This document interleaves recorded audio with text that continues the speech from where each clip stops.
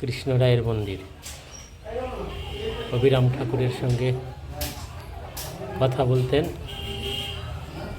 রায়কানুর মন্দির, কৃষ্ণ রায়ের মন্দির।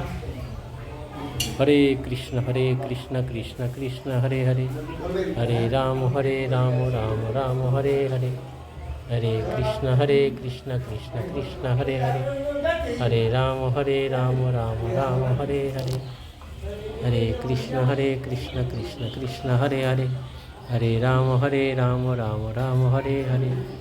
শিলাবতী নদীর পাড়ে রায়কানুর মন্দির, কৃষ্ণ রায়ের মন্দির। জয় হোক কৃষ্ণ রায় কি জয় হোক। ভগবানের ভগবত্তা এই স্থানে অবিরাম ঠাকুর পরীক্ষা করছিলেন।